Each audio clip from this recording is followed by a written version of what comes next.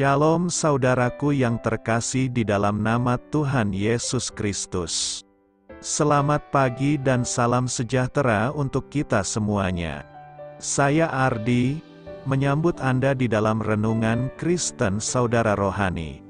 Selamat datang kembali di dalam renungan dan siraman rohani pagi hari ini. Harapan kami, semoga saudara yang terkasih dalam keadaan sehat selalu. Kiranya damai dan sukacita Roh Kudus melimpah dan tercurah di dalam hati dan pikiran saudara saat ini. Sebelum kita mulai renungan kita pada pagi ini, marilah kita bersama-sama berdoa. Selamat pagi Allah Bapa di surga, Allah yang Maha Pengasih dan Maha Baik. Terima kasih untuk penjagaan-Mu semalaman sehingga kami bisa tidur dengan nyenyak. Terima kasih untuk pagi hari yang indah, yang Tuhan sediakan untuk kami. Tuhan, pada hari ini, kami anak-anak-Mu akan melakukan berbagai aktivitas.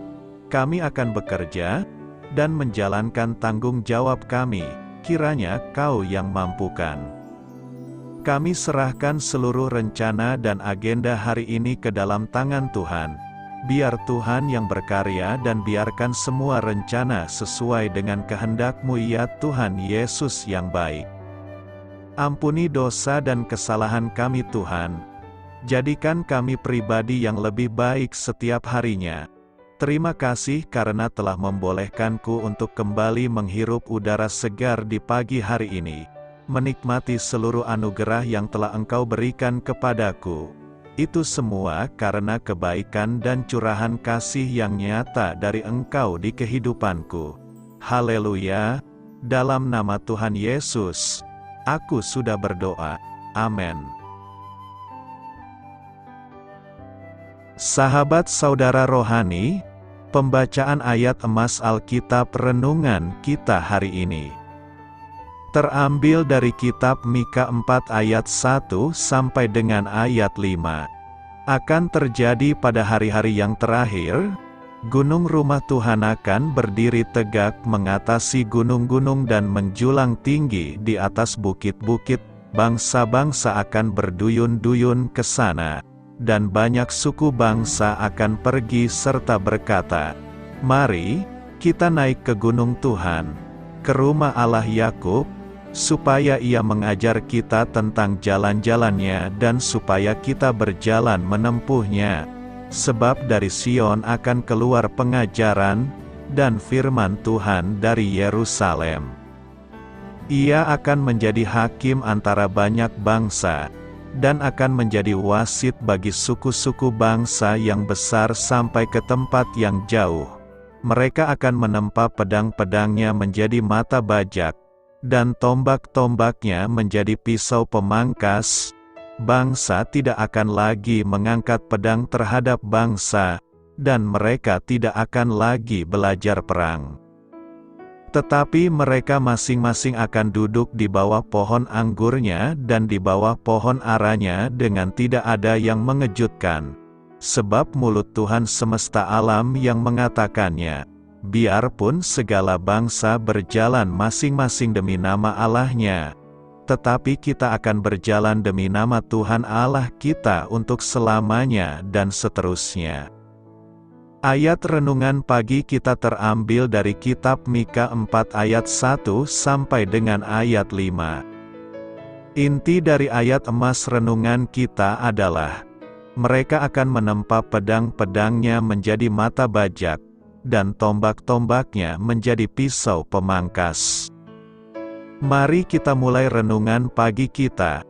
Kata-kata bijak yang dapat kita petik adalah, dari rongsokan menjadi indah. Renungan kita pada hari ini ditulis dan disusun oleh Win Collier. Mari kita mulai kisah inspiratif. Istri saya, Miska, mempunyai seuntai kalung dan sepasang anting-anting bundar dari Ethiopia. Kesederhanaan rancangannya yang elegan menunjukkan gaya seni yang autentik. Namun, Yang paling mencengangkan dari aksesori tersebut adalah kisah di baliknya. akibat berlangsungnya konflik yang ganas dan perang saudara yang berkecamuk selama puluhan tahun, tanah Ethiopia dipenuhi selongsong bekas peluru dan proyektil di mana-mana. Dalam tindakan yang melambangkan harapan, orang-orang Ethiopia menelusuri tanah yang telah gosong dan membersihkan rongsokan sisa perang. Lalu, para seniman membuat kerajinan berupa perhiasan dari sisa-sisa selongsong peluru tadi. Ketika mendengar kisah tersebut, saya seolah mendengar gema suara Nabi Mika yang dengan lantang menyatakan janji Allah. Suatu hari, sang nabi menyerukan, orang-orang akan menempa pedang-pedangnya menjadi mata bajak, dan tombak-tombaknya menjadi pisau pemangkas, karena perbuatan Allah yang dahsyat, alat yang biasa dipakai untuk membunuh dan melukai diubah menjadi alat yang berguna untuk memelihara kehidupan.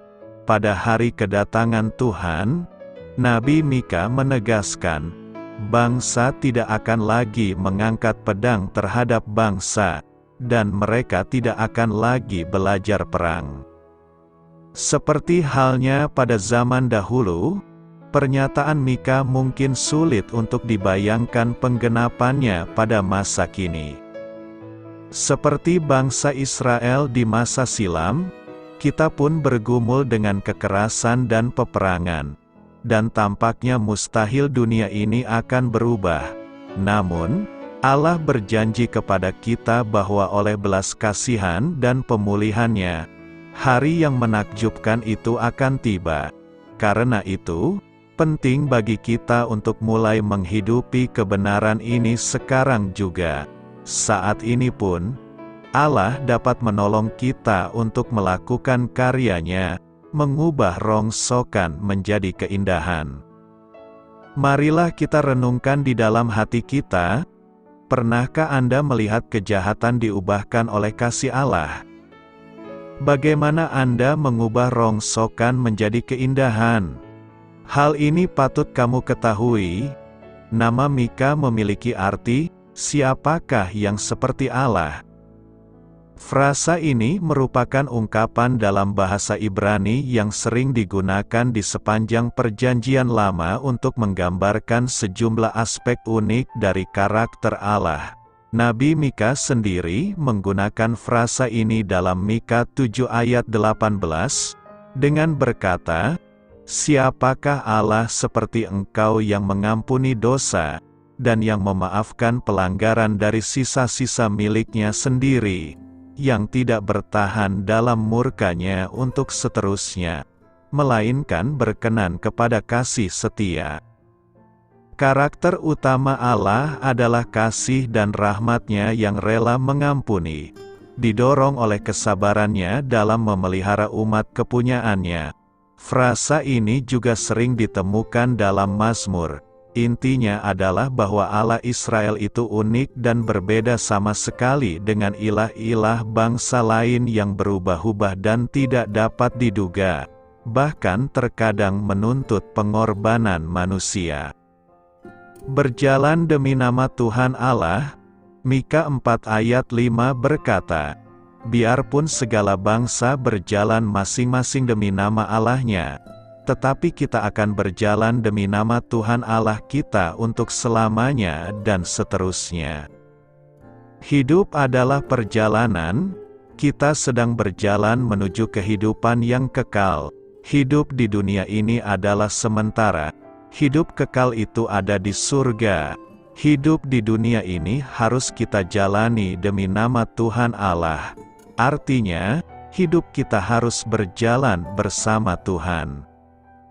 Timbul pertanyaan kita, bagaimanakah hidup berjalan bersama Tuhan itu? Pertama, kita harus bersedia datang ke rumah Tuhan, mendengar pengajarannya dan mentaatinya. Sejatinya, sebagai umat Tuhan, kita harus setia beribadah di rumah Tuhan. Ternyata banyak umat yang datang hanya sebatas rutinitas dan aktivitas belaka. Mereka datang tetapi bukan rindu untuk mendengar pengajaran Tuhan melalui pemberitaan firman-Nya. Ada juga orang yang datang beribadah ke rumah Tuhan dan mendengar firman Tuhan. Namun setelah keluar tempat ibadah mereka tidak memelihara dalam hidupnya, tidak menjalani dan mentaatinya. Kedua, kita harus bersedia dipimpin oleh Tuhan sehingga hidup kita penuh damai sejahtera. Pada ayat 3 dikatakan, Tuhan akan menjadi hakim, artinya menjadi pemimpin yang memutuskan perkara dengan adil. Bila Tuhan menjadi hakim dan wasit yang memimpin bangsa-bangsa, maka tidak akan ada lagi perang tetapi akan ada damai sejahtera bagi bangsa-bangsa. Bercermin dari bagian firman ini, kita melihat banyak orang merasa berjalan bersama Tuhan, tapi tidak menyerahkan hidupnya dipimpin oleh Tuhan, melainkan berjalan sendiri menurut kehendak-Nya. Bukan yang Tuhan mau tapi yang saya mau, sehingga hidupnya bukan dipenuhi damai sejahtera tetapi kebencian, dendam, iri hati, dengki dan berbagai macam kekhawatiran. Hidup seperti ini haruslah kita hindari. Ketiga, kita harus hidup penuh dengan komitmen dan kesetiaan. Berjalan bersama Tuhan bukan berarti tanpa tantangan dan godaan. Karena dalam perjalanan hidup yang kita tempuh kita akan selalu diperhadapkan pada orang-orang yang menyembah ilah-ilah lain yang hidupnya mungkin kelihatan lebih makmur, lebih berhasil, lebih bahagia dan lain sebagainya, sehingga bisa saja kita tergoda untuk meninggalkan Tuhan dan memperilah yang bukan Tuhan. Tetapi orang yang percaya bahwa pada akhirnya nanti Tuhanlah yang memerintah dunia ini dan mendatangkan damai sejahtera dapat berkata, biarpun segala bangsa berjalan masing-masing demi nama Allahnya, tetapi kita akan berjalan demi nama Tuhan Allah kita untuk selamanya dan seterusnya. Berjalan bersama Tuhan ini bisa diibaratkan seperti kita hendak pergi ke tempat wisata yang sangat indah. Sebelum berangkat kita harus membawa mobil ke bengkel untuk dicek kelayakannya menempuh perjalanan jauh. Kemudian mempersiapkan dan mempelajari peta atau GPS. Lalu selama perjalanan patuhi rambu lalin dan marka jalan. Dalam perjalanan kita juga akan menghadapi jalan rusak, berlumpur, berbatu, naik dan turun, berkelok-kelok, macet. Bisa saja kita tergoda untuk tidak meneruskan perjalanan karena melihat tempat-tempat wisata sepanjang jalan yang menggoda dan cukup indah. Namun ketika kita tetap komit dan setia serta taat, maka kita akan tiba di tujuan dengan penuh bahagia, karena ternyata tempat yang kita tuju itu jauh lebih indah dari semua tempat yang pernah kita lihat di perjalanan. Karena itu, marilah setia berjalan bersama Tuhan di sepanjang hidup kita di dunia ini. Janji pemulihan, Mika 4 ayat 7 berkata, mereka yang pincang akan kujadikan pangkal suatu keturunan, dan yang diusir suatu bangsa yang kuat, dan Tuhan akan menjadi raja atas mereka di Gunung Sion, dari sekarang sampai selama-lamanya. Setiap manusia terkadang mengalami banyak kepincangan. Kepincangan itu merupakan dosa dan kejahatan yang kita lakukan di dalam perjalanan hidup kita. Allah adalah pribadi yang membenci dosa, namun mengasihi manusia yang berdosa. Allah tidak ingin manusia tetap hidup dalam dosanya dan terus tertekan dalam penghukuman. Karena itulah, Allah memulihkan manusia yang telah jatuh dalam dosa. Bangsa Israel merupakan contoh nyata, yang tampak dalam nubuat Mika. Pada hari itu, demikianlah firman Tuhan, aku akan mengumpulkan mereka yang pincang, dan akan menghimpunkan mereka yang terpencar-pencar dan mereka yang telah kucelakakan. Allah menghukum Israel sebagai suatu bangsa, karena tidak lagi menaati Allah. Babel menjadi tempat penghukuman itu. Bangsa Israel tidak dijajah bangsa Babel, tetapi mereka dibuang ke Babel. Di Babel orang Israel tidak sedang pelesir, tetapi menjadi bangsa kelas 2, bangsa buangan. Di Babel Israel tidak bisa hidup sebagaimana layaknya sebuah bangsa. Mereka tidak boleh mengembangkan jati dirinya sebagai suatu bangsa. Mereka hidup dalam tekanan. Namun demikian, Allah tidak ingin selama-lamanya menghukum Israel. Allah, dalam nubuat Mika, menegaskan, mereka yang pincang akan kujadikan pangkal suatu keturunan, dan yang diusir suatu bangsa yang kuat, dan Tuhan akan menjadi raja atas mereka di Gunung Sion, dari sekarang sampai selama-lamanya. Pemulihan itu tidak terjadi karena tindakan Israel. Tidak sama sekali, semuanya itu merupakan tindakan Allah semata.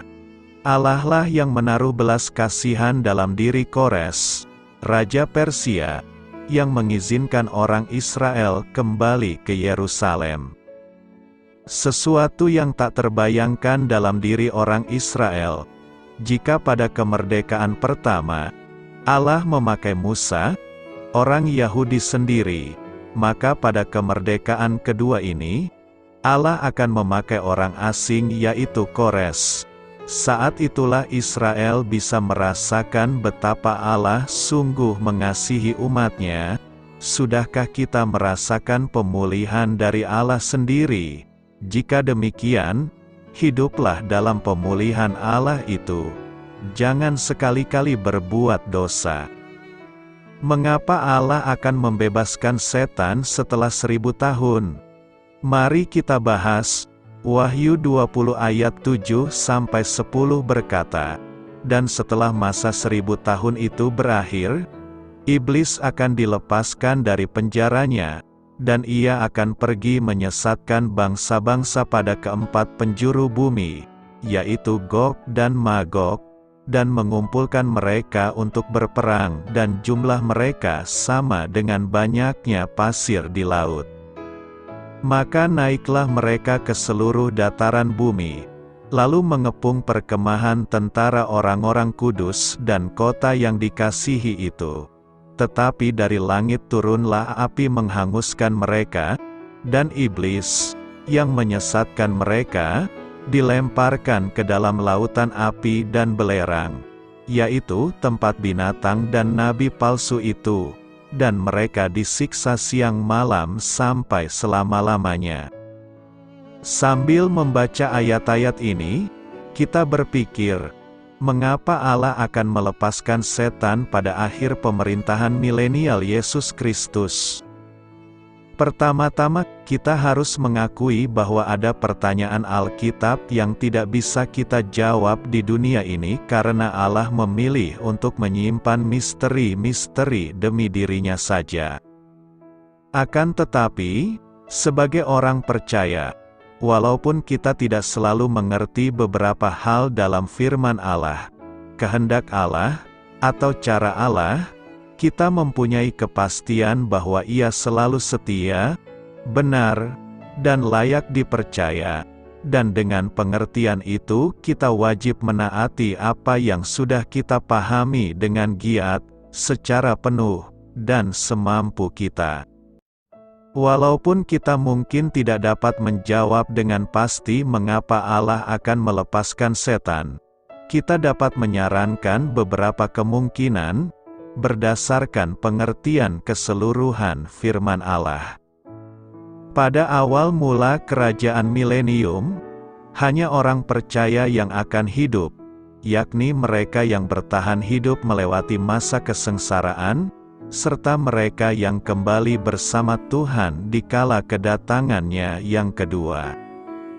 Waktu itu adalah masa damai yang tidak pernah dijumpai dalam sejarah, Yesus akan memerintah di atas tahta Daud, menerapkan sebuah teokrasi yang penuh kebajikan di atas segala ciptaannya.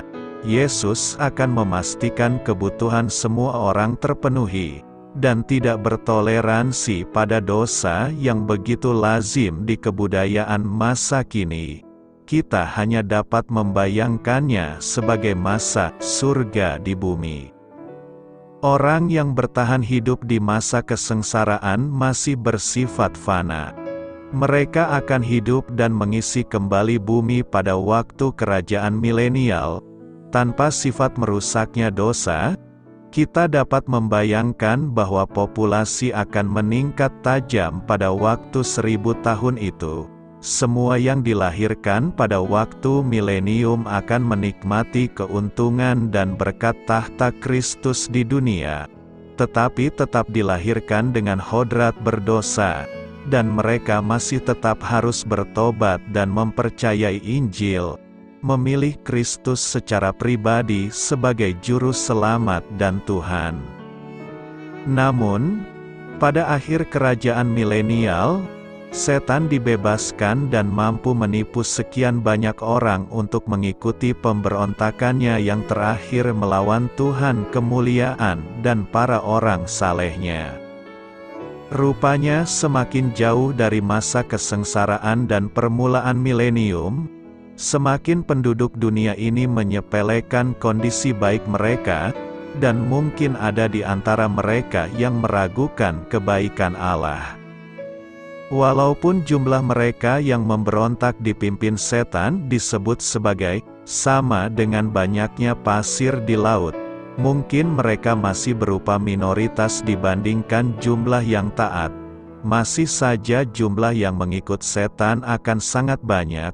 Mungkin salah satu alasan mengapa Allah memberi kita nubuat ini adalah untuk menggambarkan hodrat berdosa yang sangat tertanam di dalam umat manusia. Selain itu, Allah sedang menunjukkan sesuatu tentang hodratnya di sepanjang milenium. Rahmat dan kebaikannya akan diperlihatkan secara terus-menerus. Akan tetapi, pada akhir 1000 tahun itu, ia sudah tidak mentoleransi pemberontakan lagi. Ketika hal itu terjadi, ia tidak akan menunjukkan belas kasih ataupun menawarkan kesempatan kedua. Pada waktu itu hukumannya tidak tertunda, dan pemberontakan setan dan manusia berdosa akan berakhir dalam sekejap yang berapi-api. Setelah ini, penghakiman akhir orang mati akan berlangsung. Kekekalan dimulai tanpa sedikit pun noda dosa. Pada akhirnya, Allah sedang meneguhkan beberapa ajaran mengenai setan sendiri, terutama bagi orang percaya. Pertama, setan selalu merupakan musuh umat manusia. Karena Allah telah menaruh kasih-Nya pada kita, setan mempunyai kebencian khusus bagi kita. Sejak kejatuhan setan, ia selalu merupakan musuh orang percaya, dan ia digambarkan sebagai penipu agung umat manusia. Yang dapat ia berikan atau janjikan bagi manusia hanyalah kematian dan kebinasaan. Setan yang ditunjukkan di sini sebagai musuh yang kalah telak, yang ajalnya sudah dipastikan, serta aja mereka semua yang mengikutinya. Allah sedang memperingatkan kita bahwa setan adalah sosok yang diciptakan yang tak berdaya di hadapannya. Semua ini haruslah menyemangati orang percaya supaya mereka mempercayai firman Allah mengenai posisi kita di dalam Kristus. Terutama ketika kita mengingat kebenaran agung ini, Roh yang ada di dalam kamu lebih besar daripada roh yang ada di dalam dunia. Apa yang diajarkan Alkitab tentang kuasa yang dimiliki orang Kristen? Mari kita bahas. Kuasa dapat diartikan sebagai kemampuan melakukan sesuatu berdasarkan kekuatan, keahlian, sumber daya, atau otoritas, Alkitab mengajar bahwa kuasa orang Kristen berasal dari Allah melalui Roh Kudus. Allah adalah sumber tertinggi kekuasaan. Segala kuasa datangnya dari Dia dan tergantung padanya. Ya Tuhan, punya mula kebesaran dan kejayaan, kehormatan, kemasyhuran dan keagungan. Ya, segala-galanya yang ada di langit dan di bumi. Ya Tuhan, punya mula kerajaan dan Engkau yang tertinggi itu melebihi segala-galanya sebagai kepala. Sebab kekayaan dan kemuliaan berasal daripada-Mu dan Engkaulah yang berkuasa atas segala-galanya. Dalam tangan-Mu lah kekuatan dan kejayaan. Dalam tangan-Mu lah kuasa membesarkan dan mengokohkan segala-galanya. Berbagai bagian perjanjian lama menceritakan bahwa Allah memberi kuasanya kepada mereka yang lemah. Dia memberi kekuatan kepada yang lelah dan menambah semangat kepada yang tiada berdaya. Mazmur 68 ayat 35 mengajar bahwa Allah memberi kuasa kepada umat-Nya. Allah adalah dahsyat dari dalam tempat kudus-Nya. Allah Israel. Dia mengaruniakan kekuasaan dan kekuatan kepada umat-Nya. Terpujilah Allah. Seringkali kita membaca bahwa Allah memberi kuasa-Nya kepada para raja dan para nabi. Tetapi aku ini penuh dengan kekuatan, dengan roh Tuhan, dengan keadilan dan keperkasaan, untuk memberitakan kepada Yakub pelanggarannya dan kepada Israel dosanya. Kuasa tak terbatas Allah tercurah dalam kehidupan umat-Nya dalam berbagai aspek dalam Alkitab. Alkitab mengajar bahwa Injil sendiri ialah kuasa Allah bagi keselamatan. Sebab aku mempunyai keyakinan yang kokoh dalam Injil, karena Injil adalah kekuatan Allah yang menyelamatkan setiap orang yang percaya, pertama-tama orang Yahudi, tetapi juga orang Yunani. Kuasa seorang Kristen, kemampuannya melakukan sesuatu yang berarti berasal dari Roh Kudus. Ketika Yesus naik ke surga, Ia memerintah supaya murid-Nya menanti kuasa yang mereka butuhkan. Tetapi kamu akan menerima kuasa, kalau Roh Kudus turun ke atas kamu, dan kamu akan menjadi saksiku di Yerusalem dan di seluruh Yudea dan Samaria dan sampai ke ujung bumi. Tanpa Roh Kudus, para murid akan hanya berjalan di tempat, seberapapun mereka berbakat, bersemangat, atau antusias terhadap pengabaran Injil. Kuasa dari Allah bagi orang Kristen menguatkan batin mereka. Aku berdoa supaya Ia, menurut kekayaan kemuliaan-Nya, menguatkan dan meneguhkan kamu oleh Roh-Nya di dalam batinmu. Kita tidak berkecil hati, karena, meskipun manusia lahiriah kami semakin merosot, namun manusia batiniah kami dibaharui dari sehari ke sehari. Kuasa Allah bagi orang Kristen memampukan mereka menjadi pelayan Injil. Dari Injil itu aku telah menjadi pelayannya menurut pemberian kasih karunia Allah, yang dianugerahkan kepadaku sesuai dengan pengerjaan kuasa-Nya. Kuasa orang Kristen bukan milik dirinya secara pribadi. Setelah Allah menggunakan Petrus sebagai sarana menyembuhkan pengemis yang lumpuh, Rasul itu menjelaskan kepada saksinya bahwa orang itu tidak disembuhkan oleh kuasa Petrus sendiri, melainkan melalui iman di dalam nama Yesus Kristus. Hai orang Israel, mengapa kamu heran tentang kejadian itu dan mengapa kamu menatap kami seolah-olah kami membuat orang ini berjalan karena kuasa atau kesalehan kami sendiri? Allah Abraham, Ishak dan Yakub, Allah nenek moyang kita telah memuliakan hamba-Nya, yaitu Yesus, dan karena kepercayaan dalam nama Yesus, maka nama itu telah menguatkan orang yang kamu lihat dan kamu kenal ini, dan kepercayaan itu telah memberi kesembuhan kepada orang ini di depan kamu semua. Kuasa orang Kristen dari Allah memampukannya menahan penderitaan dan penganiayaan, sebab Allah memberikan kepada kita bukan roh ketakutan, melainkan roh yang membangkitkan kekuatan, kasih dan ketertiban.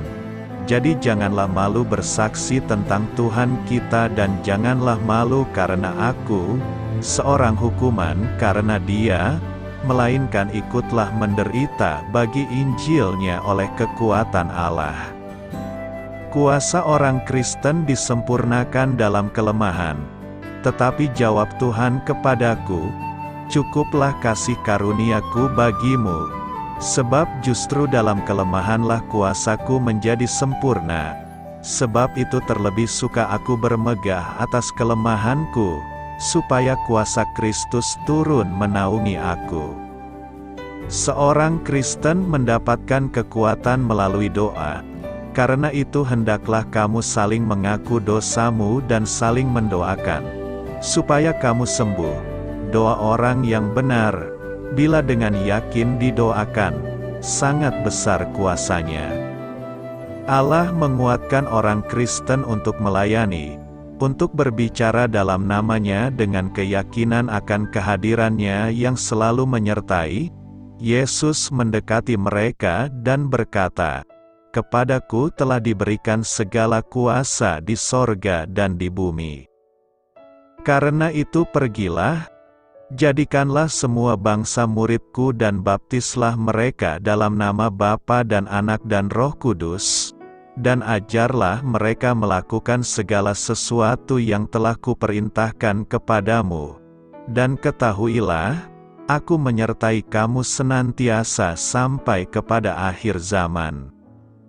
Efesus 3 ayat 20 mengajar bahwa kuasa Allah melampaui pengertian kita. Kuasa ilahi sedang bekerja di dalam orang Kristen supaya kita dapat melakukan jauh lebih banyak daripada yang kita minta atau yang kita bayangkan. Efesus 1 ayat 19-20 mengajar bahwa kuasanya bagi kita yang percaya tiada bandingnya. Selebihnya, kuasa yang Allah berikan pada orang percaya tidak lain dari kuasa yang membangkitkan Yesus Kristus dari kematian dan menempatkannya di kedudukan surgawi. Orang percaya mempunyai banyak alasan untuk bersukacita. Alkitab mengajar bahwa kuasa Kristus telah melengkapi kita guna hidup secara kudus dalam dunia berdosa ini, karena kuasa ilahi-Nya telah menganugerahkan kepada kita segala sesuatu yang berguna untuk hidup yang saleh oleh pengenalan kita akan Dia, yang telah memanggil kita oleh kuasa-Nya yang mulia dan ajaib. Doa saya menyertai saudara sekalian. Marilah kita menyampaikan doa syafaat. Ya Allah, ubahkanlah dunia kami. Pakailah diriku dalam karya-Mu untuk membawa keindahan bagi dunia ini. Amin. Sampaikan harapan dan permintaan saudara kepada Tuhan.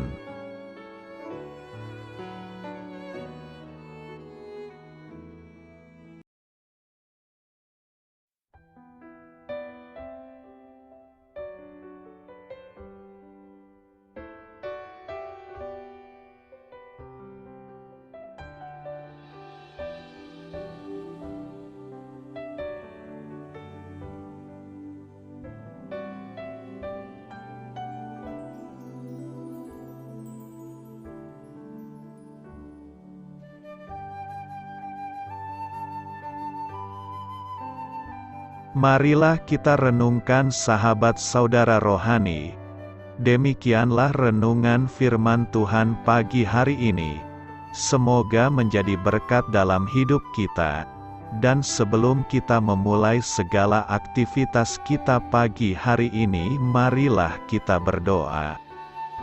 Selamat pagi Bapa, malam hari telah berganti pagi. Kehidupan baru telah Engkau berikan kembali bagi kami. Bapa Surgawi, tolonglah aku menyadari kebutuhan orang lain, supaya aku dapat membagikan apa yang telah Engkau berikan kepadaku. Pada saat aku membutuhkan, berilah aku keyakinan bahwa Engkau akan mencukupkanku, melalui orang-orang yang mengasihi-Mu, bukan karena kami pantas atau layak, namun karena kasih karunia-Mu kami boleh ada, sebagaimana kami ada di pagi hari ini. Terima kasih Tuhan, atas kesempatan baru yang telah Tuhan berikan kepada kami, untuk bisa memperbaiki diri agar kami bisa lebih layak di hadapan-Mu. Hari ini kami serahkan semua perkara dan kesulitan yang akan kami lalui ke dalam tangan-Mu. Biarkanlah kami bisa memuliakan-Mu dalam segala aktivitas yang akan kami lakukan. Amin. Biarlah firman Tuhan menjadi pengingat untuk kita semua, bahwa tuntunan dari Roh Kudus akan selalu memberi jalan keluar bagi setiap permasalahan hidup kita, dan memberi kedamaian di hati kita. Sampai jumpa di renungan pagi saudara rohani berikutnya. Kiranya Tuhan selalu memberkati saudara semua hari ini. Amin. Shalom.